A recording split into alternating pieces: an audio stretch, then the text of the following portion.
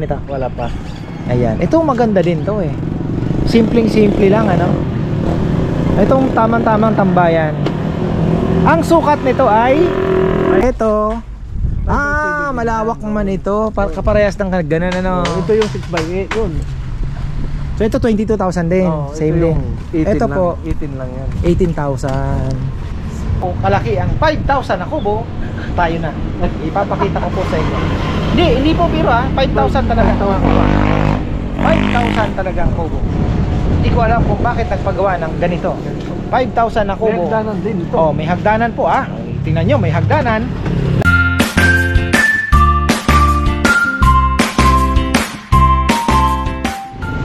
Isang magandang buhay mga ka-farmer. Bonus vlog tayo ngayon. At nandito tayo kay Kuya Mitz. Ayan, kasi nagpapadentis si Bebe. Habang nagpapadentis tayo ay magbablog. Ayan, papakita ko po yung pinakamurang kubo ni Kuya Mitz. 5,000. Pinakamurang kubo mga ka-farmer. Meron pa palang kubong 5,000. Ngayon, titingnan natin yon. Pero bago yan, ikutan muna natin mga ka-farmer. Surprise yung 5,000 na yon. Grabe, murang-mura. 5,000 na kubo. Ayan, ito for sale na ito. May-ari na nito? Wala pa. Ayan, ito maganda din to eh. Simpleng-simple lang ano. Itong tamang-tamang tambayan. Ang sukat nito ay 5x7. 5x7. Ang magiging problema Kuya Mitch yung ganito ano. Yung flooring lang. Flooring talaga ano. Kaya maganda talaga tiles na. Sa kanya. Tiles na talaga. Oo. Sa'yo, nandyan din. Ginagawa. Ayun, ito ay magkano? 22,000, 5x7, may lamesa ng libre, fully varnish. Ayan.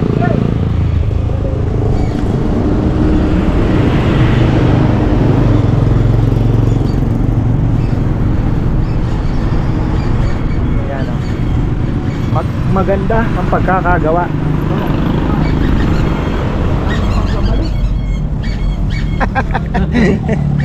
Iba yung original talaga.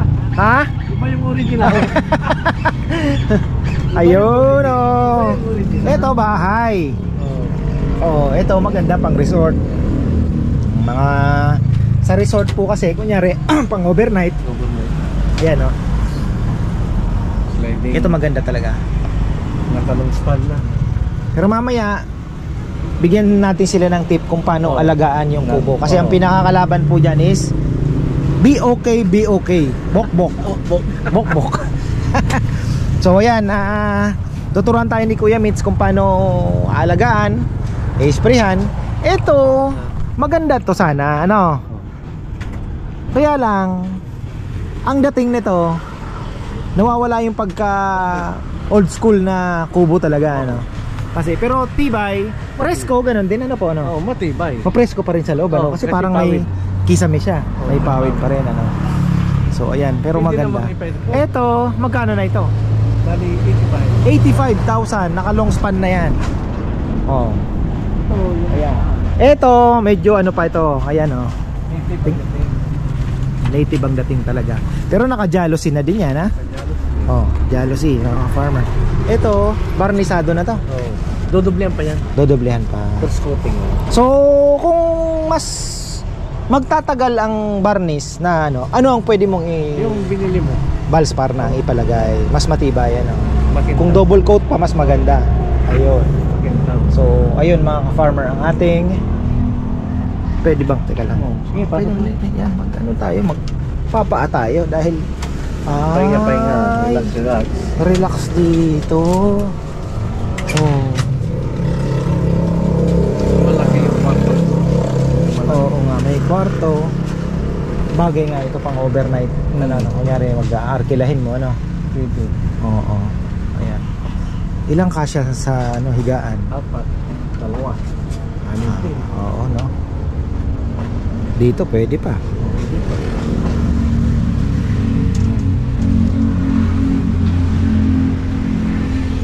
Magkano naman ito? 55. 55. Mas ang ano no, mura na to sa 55. Oh, tapos yun, ano kasi magkano kasi 25 ba yan? 22 lang. 22,000. Mayroong malilit na ginawa yan, mas maliit. Oh, ayan, ang ganda oh. So 55,000. Tapos wag po kayong mag-alala. Kung meron kayong nagustuhang design, pwede nyo pong sabihin, igagawa nyo yun. At nandito tayo sa Arayat, Pampanga, mga ka-farmer. Ayan, Arayat, Pampanga po ang ating lugar. Nasa highway lang siya, kanto ng Kakutod. Pagpasok ninyo ng gasolinahan, ayan, makikita po ninyo, lalagpasan nyo ng konti. Going to Cabanatuan na ito. Ayun, mabilis lang pong mahanap. Ayun oh, busy po sila. Maraming request. Ayan, tapos good lumber ang nakalagay. O Coco. Kung good lumber. Pero mas prepare ko yung Coco na good. Yun talagang matibay na Coco, ano, matigas ano.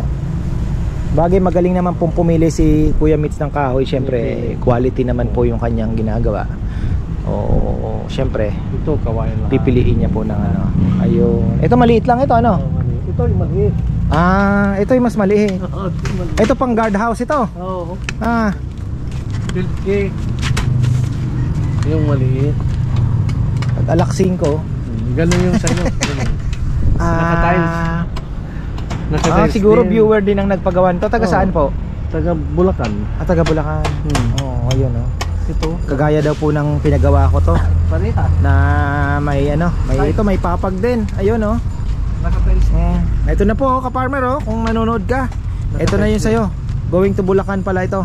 Papatong din po sa may tiles. Oh, mas maganda kasi nga.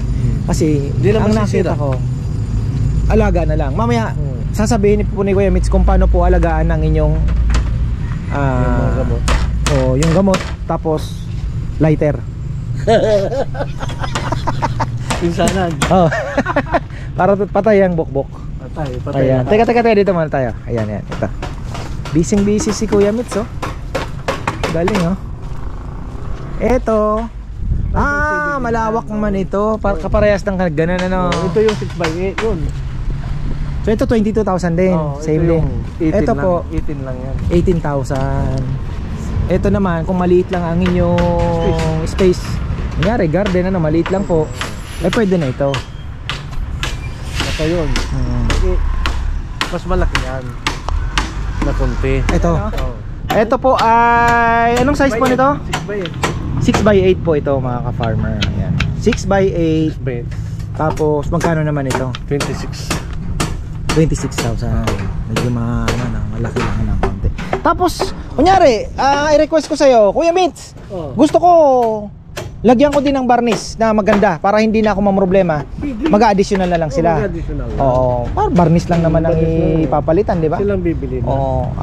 Okay, sila na bibili. Or kung malayo, sabihin na lang sa'yo. Dadagdag lang. Dadagdag lang. Pambili lang naman ng ano, wala nang kasi meron ng ganyan din.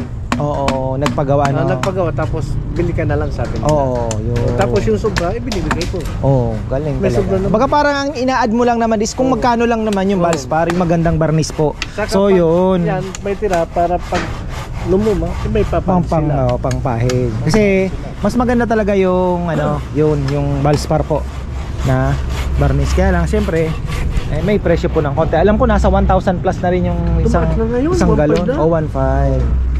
Pero dati 1,000 lang. 1,000 old ano nabili ko, lumang presyo kaya nga sabi ng mga tropa sa hardware. Pero yung mga bilhin mo na kasi hindi pa binabago yung presyo kasi 1,500 na sa kabila. 1,500. Oo. Swerte ako doon. Ayan. So ito ay 6x8. 26,000. Ayan. Oh, ganda. Ito mga pre, ano din. Ito yung pugi na gumagawa. Oo. Bombay. Pagka may request. Ano to, kamag-anak mo rin? Oo. Anak ng bayaw ko. Ayan. Tatay na. Oo, ayun pala. Kaya pala eh. Gwapo yung tatay eh. Tapos Sa loob. sa loob naman. Busy po sila dito, mga farmer. Tuloy-tuloy po ang. Tapos mamaya ikutin din natin yung mga binebenta niya. Ano tong ginagawa na to? Balde, patungan ng kubo. Pag halimbawa ang bibi, papatong natin. Tapos babarilan. So ibig sabihin, Ipapatong. pwede rin sila mag-request ng ganyan. Papatong. Patungan. O nga naman para iwas anay. Hindi masisira. Oo, no. Hindi masisira. Tapos may abang na may bakal. bakal. Black bag.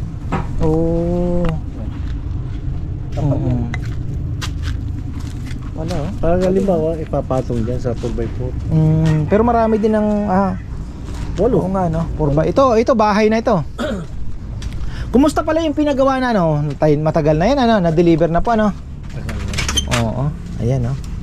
Ito naman ay tagusan. Tagusan.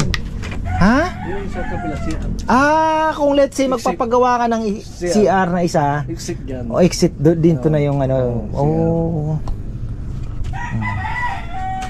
Ito parang ano na talaga ito. 2 kwarto din yan.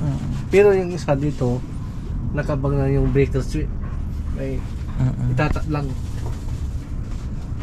Tapos ayan po kung may mga design po kayo na nasa isip, ayan, kagaya ng sinabi ko kanina, pwede nyo pong sabihin kay Kuya Mitz. Pwedeng ano ba yan? Dito, lagyan ng kisame. Kisame, no? Kasi ma-order kami yun. Naka-kisame.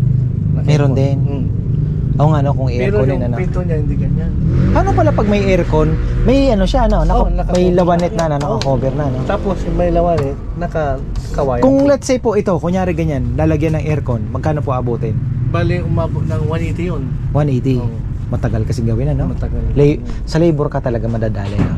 Mahal. Mabigat ang labor kasi syempre arawan po, isipin nyo isang araw syempre magkano lang ipasahod mo sa gumagawa ng kubo. Bawas sila dito. Oo. Yun po ang nakikita ko na ano. Ayan. Tapos ito, ano to? For sale pa o meron ng may-ari nito? For sale. Pero mabilis lang po nabebenta no? Ito yung may-ari. Yung isa.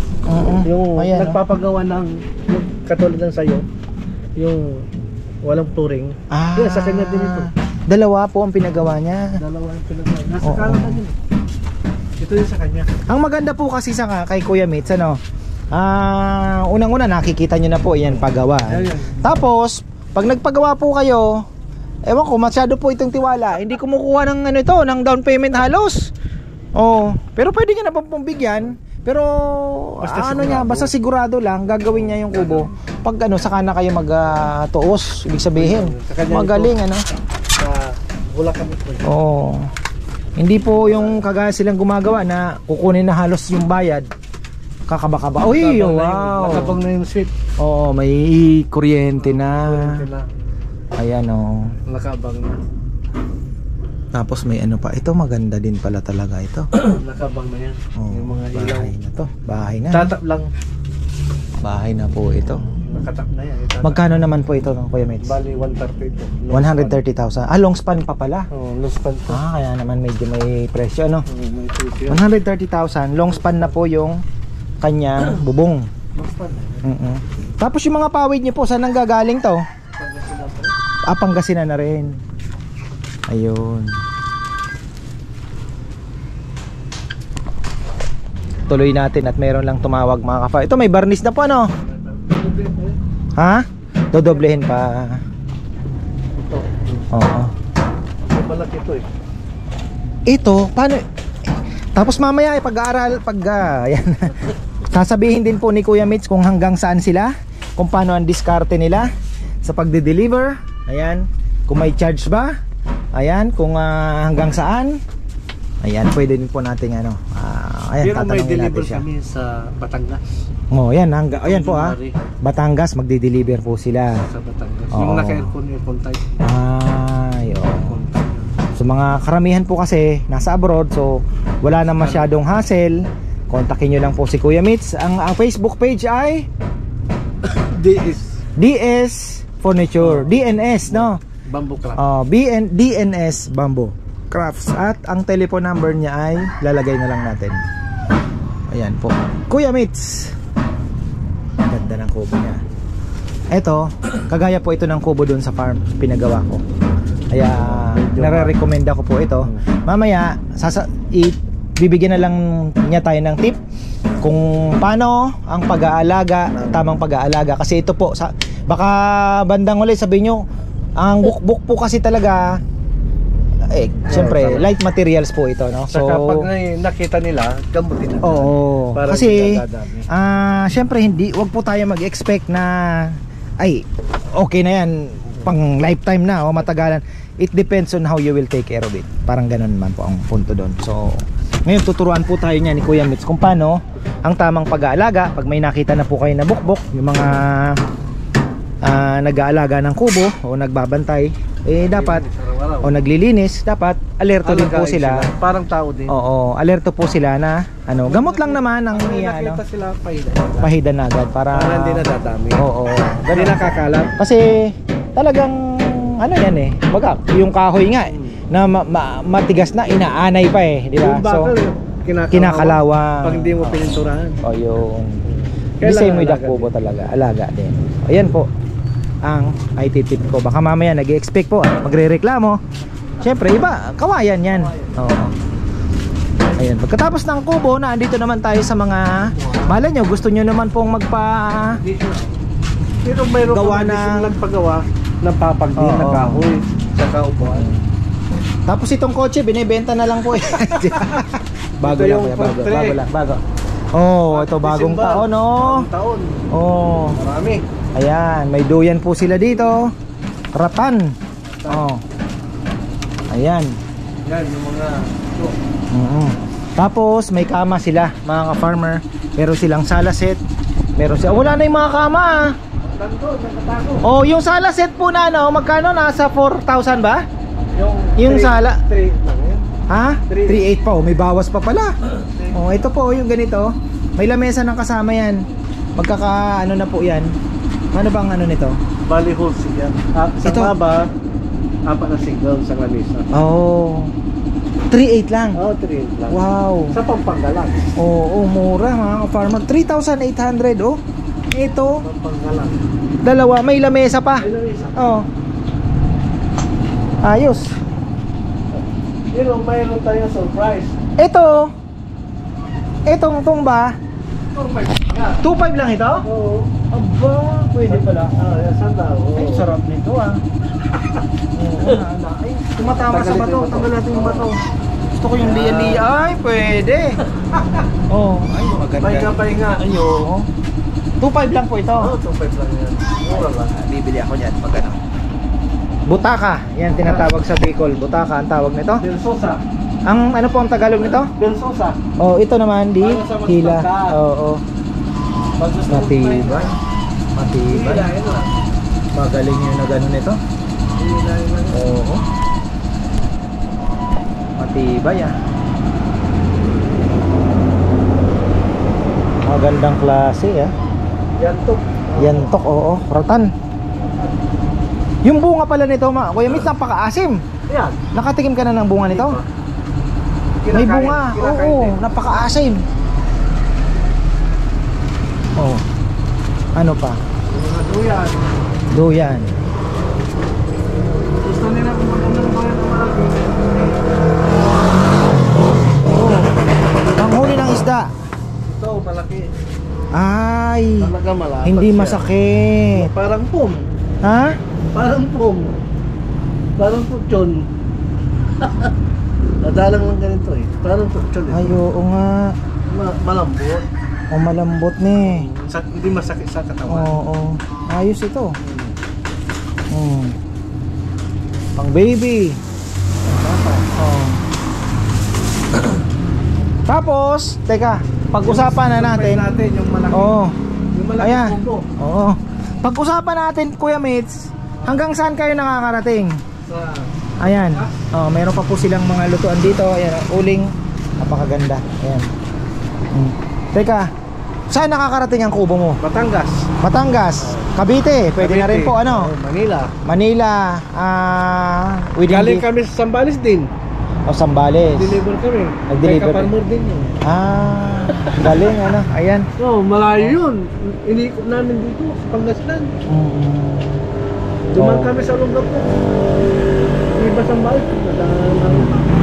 Tapos nag-customize din po sila. Kunyari, masikip ang inyong lugar, hindi makakapasok. Binaklas. Babaklasin po nila Kasi yan. gumakay sa Bero, flower, kaparmor din yun eh. Oo. Sa Fernando. Binaklas, ganoon din sa'yo. Oh, tapos Nabibili pinasok. ko lang namin. Oh, tapos a-assemble na lang po nila doon. So marami pong paraan.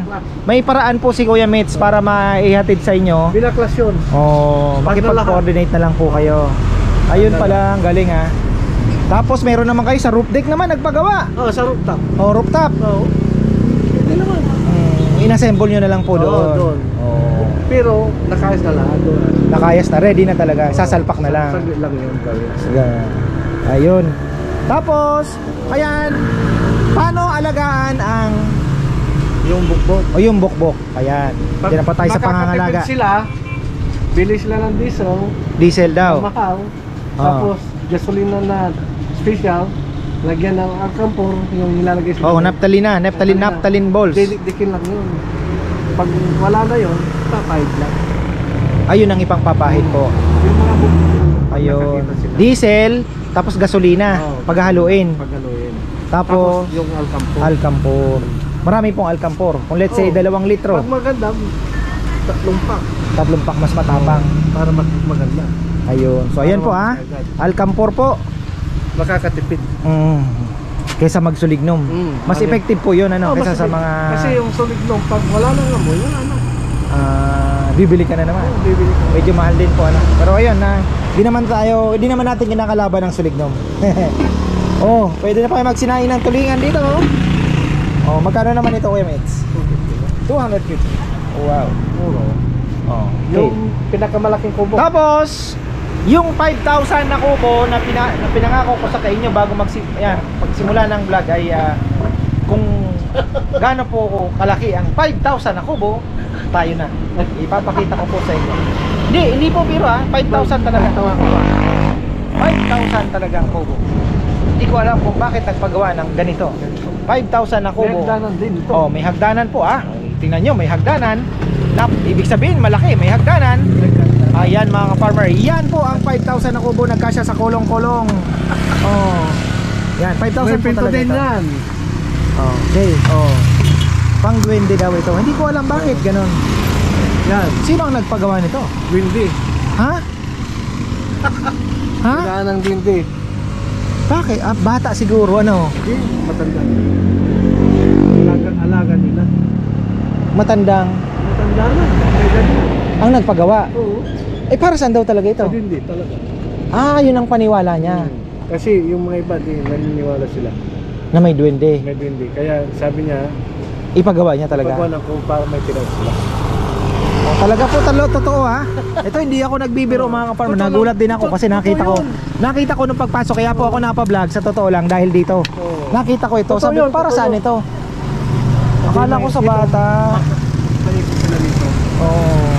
Tiris So ito kubo ng duwende talaga mga ka-farmer. Gubo ng dindi talaga yan. Ayan. Alam niyo na ngayon ha. 5,000 kubo ng duwende. Talagang totoo. Santa Ana, ito. Pampanga. Na talaga. Santa Ana ito. Kaya- Yun ang paniwala talaga nila na may duwende siguro May sa duwende. lugar nila. Oo. Ibinili na ng kubo. Swerte naman Para ng may duwende tirahan na sila yan. daw. Napakaswerte ng duwende. Ayan. Mag-asawa. Ang kubo. Ayan. Ang galing. So ano pa ba? Ang ano natin?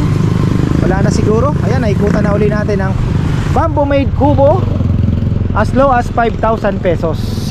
Yung palang 5,000 ay kubo ng duwende mga farmer. Ayan. 5,000 kubo ng duwende. So ayan, thank you po. At ito po si Kuya Mitz. Merry Christmas. Oh, ayan. Happy New Year. Ang lugar niya po ayan katabi lang ng Dr. Cortez Hospital pero sarado na po yan. Nandito po tayo ngayon sa ayan, nakikita niyo po papuntang San Fernando. Nandun ang Cleantech na gasolinahan. Ito naman ay papuntang Nueva Ecija. Hindi po kayo maliligaw. Ayan na, DNS Bamboo Crafts. Ayan po. Ang telephone number nandyan po sa baba. Wala pa. Tawagan nyo na lang. Ayan. So ayan po mga farmer, nakadalaw na naman tayo kay Kuya Mitz. At ako naman po ay talaga sa design, sa pulido ng gawa, aprobado naman po sila. Dahil maganda po talaga yung ano nila. Nakakapag-deliver pa sila sa malayo. As far as Batangas, from Pampanga to Batangas, even Iba Zambales, mga farmer, malayo na po yun. At kung kayo naman ay nasa roof deck o ano, kaya gawa ng paraan ni Kuya Mitch yan, may lalagay po ang kubong request ninyo at may paraan po sila. At ang kanilang mga gumagawa ay from San Carlos, Pangasinan po yung mga yan. Mga Pangasinense po sila, talagang known for ayun. So yan, wala na po kayong Merry babatiin. Christmas, Engineer Soriano. Ayan, ayan si Hello. Engineer Manuel Soriano, ang kapatid ni Kuya Mitch. Ayan, kumusta po kayo dyan? Babakasyon na. Ayun. So yan, hanggang dito na lang po. Maraming salamat. Pag may kubo, May buhay. may buhay. Ayan.